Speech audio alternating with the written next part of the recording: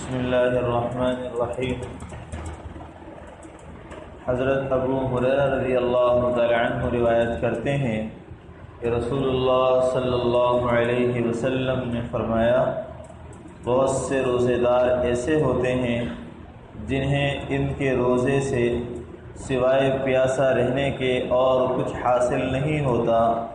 اور رات میں عبادت میں مشغول رہنے والے بہت سے ایسے ہیں جنہیں ان کی عبادت سے سوائے بے خوابی کے اور کچھ حاصل نہیں ہوتا۔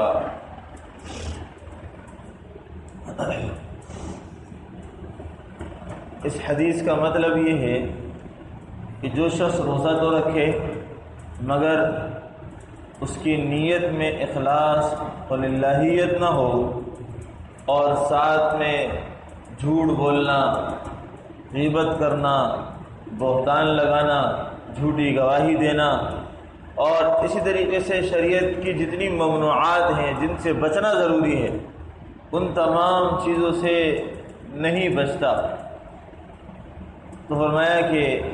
اس کا روزہ ایسے ہے کہ جیسے انسان کا جسم ہو مگر اس کے اندر روح نہ ہو۔ تو اس کا روزہ تو رہا مگر اس روزے کی روح نہیں رہی، اور فرمایا کہ اب وہ جو بھوکا پیاسا رہ رہا ہے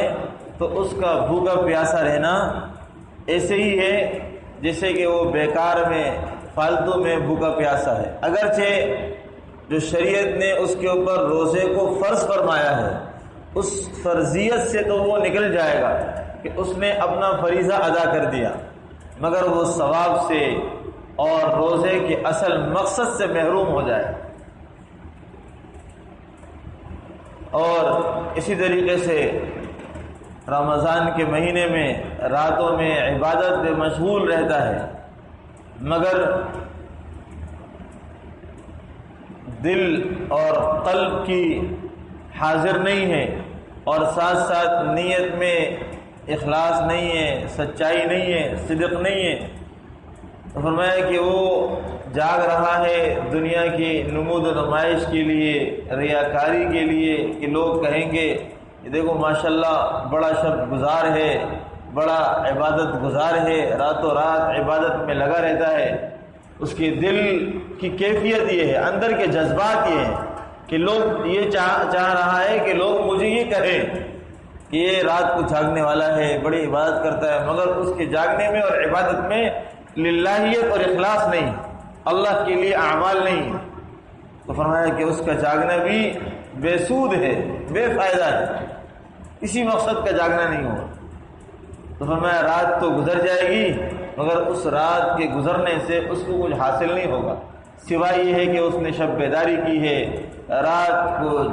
جگائی کی ہے، اس کے علاوہ کچھ حاصل نہیں۔ تو میرے عزیزو، سارے اعمال میں للہیت اور اخلاص کا ہونا، اور ساتھ ساتھ اعمال کے اندر ریاکاری اور دکھلاوے سے اعمال کو محفوظ رکھنا، اور اپنے دل اور اس جسم سے نکلنے والے اعمال کو اللہ کی طرف متوجہ کرتے رہنا، یہ ضروری ہے۔ ایک مہینہ ہے عبادت کا، اگر اس میں بھی ہمارے نہ دل کی حضوری رہی، نہ للہیت اور اخلاص پیدا ہوا، تو یہ مہینہ بھی ہم نے کچھ کمایا نہیں بلکہ وبال اپنے سر کے اوپر لے لیا۔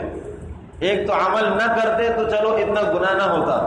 مگر عمل کیا بھی تو اللہ کے لیے نہیں، دوسروں کو دکھانے کے لیے، تو الٹا پکڑ کا سبب بن گیا۔ تو اعمال اللہ نے جو توفیق دیے ہیں،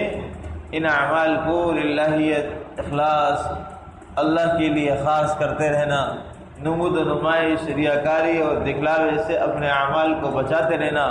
نیت کو ٹٹولتے رہنا، دل کو سمجھاتے رہنا کہ یہ اللہ کے لیے ہے اور مجھے گناہوں سے بچنا ہے، جھوٹ نہیں بولنا، آنکھوں کا غلط استعمال نہیں کرنا، زبان سے کوئی غلط الفاظ نہیں نکالنا، کان سے کوئی غلط چیز نہیں سننا، میوزک، گانے بازے یہ نہیں سننا، اور ان تمام چیزوں سے اپنے آپ کو بچا کر، اور کسی کی جھوٹ، غیبت، کسی کی لیانی میں، فضول مجالس میں بیٹھ کر گالم گلوچ، سننا سنانا، ان تمام باتوں سے پرہیز کرنا، اللہ رات جاگنے کی توفیق دے تو راتوں کو اللہ کی عبادت کے لیے جاگنا، ہاں تنہائی میں جاگنا، گھروں میں جاگنا،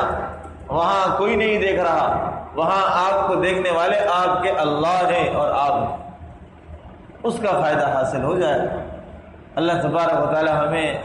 اس طرح اعمال اور اعمال کے کرنے کا نور نصیب فرمائے۔